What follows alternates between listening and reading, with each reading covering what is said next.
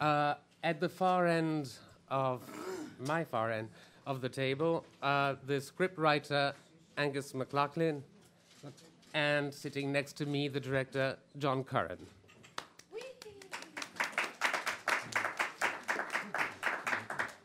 Sitting next to the scriptwriter, the very introvert Madeline and the very extrovert Lucetta, Miss Frances Conroy and Miss Mila Jovovich.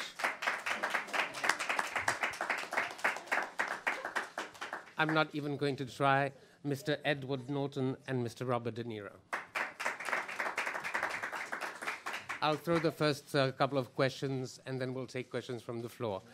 The strange thing, and this goes to the director and the scriptwriter, is that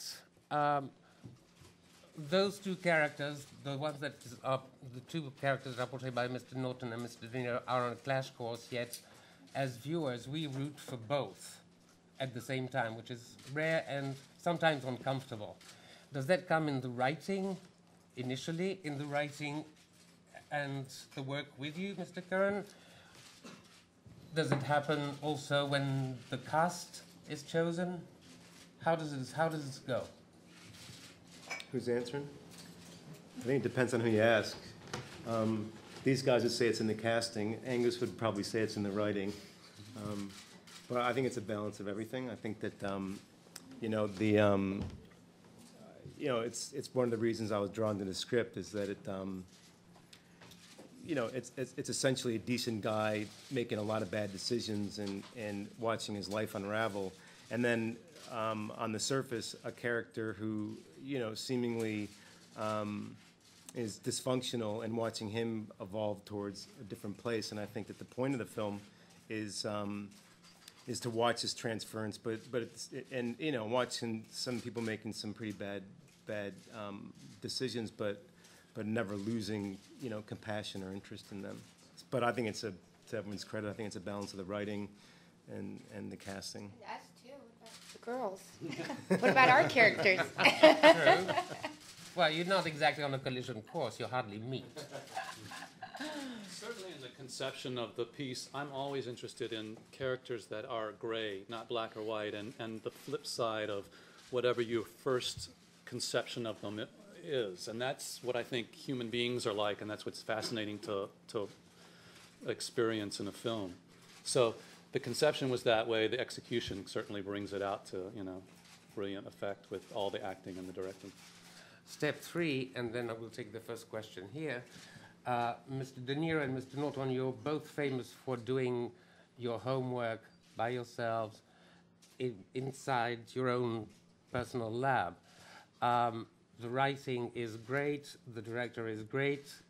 You still read it and go, what the hell am I going to do with this? How do you go about it? You have to flesh them out. We share a lab now because the rent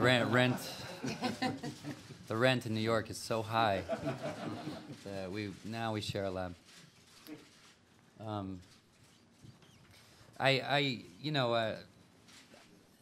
I think there's not a lot of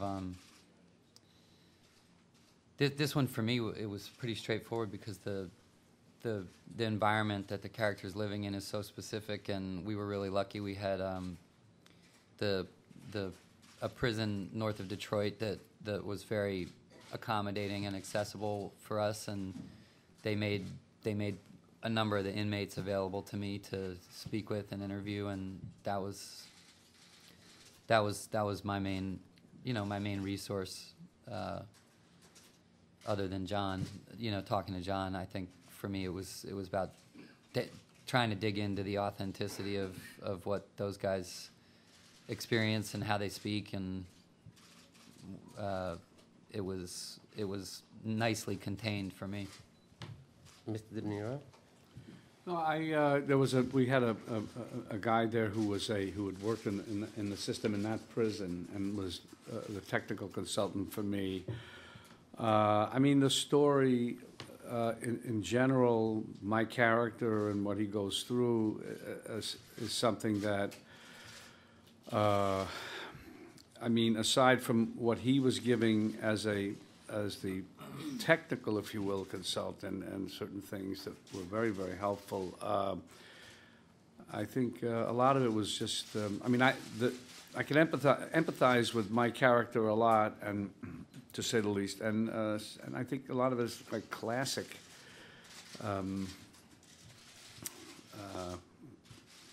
situation of this couple that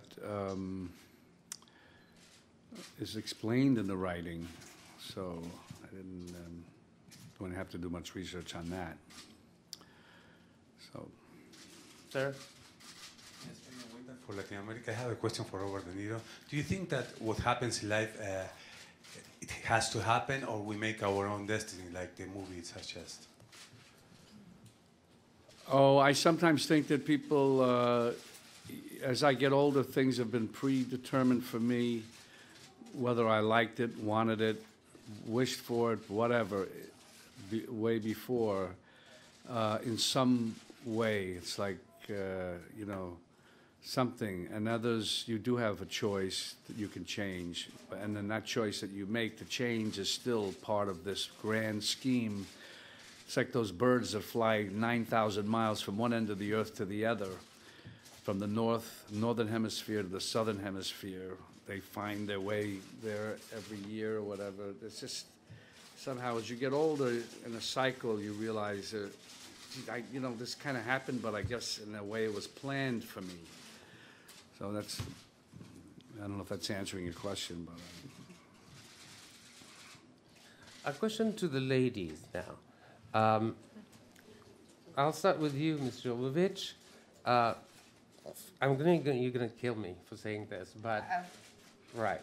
I was almost tempted to say Mila, open parenthesis, The Fifth Element, Joan of Arc, Resident Evil, close parenthesis, Jovovich. That's great. That's like a little bit less than half my resume. No. Wait. Great. How did you land on this one? What did you do? How did you push? What?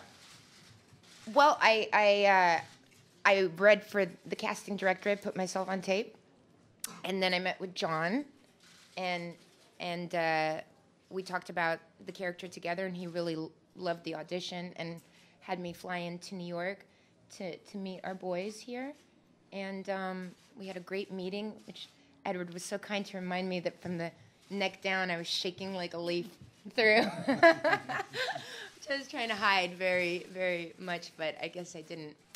So yeah, it was pretty much the normal process of auditioning and getting called back and finally meeting the actors, which was so exciting for me because we had a really great work session, and I found myself very much in love with the whole environment that these guys created here, John and Edward and Robert. And when I left, I was just really sad that I might not have any more part in it. And then John gave me a call a week later and said, "So, you ready to go to Michigan?" I said, yeah, it was great.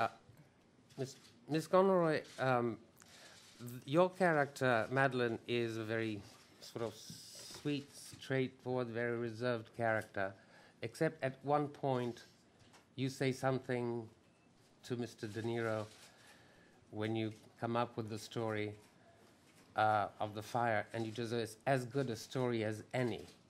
And that sort of forces us to go back on your character and realize how much darkness, how deep your dark side is too. Mm-hmm. If you, as an actor, may tell us how did you plant the seeds through your performance in order for us to perceive that? Well, I shared scenes with a great actor and a wonderful director with a beautiful script. And there are certain things that evolve just by being in the presence of your collaborators, really, and giving birth to something together. The script is beautiful. And she's a person that is all too human and has many sides to her. And you realize towards the end of the film that there is a side that perhaps wasn't obvious, wasn't evident, but it's been building all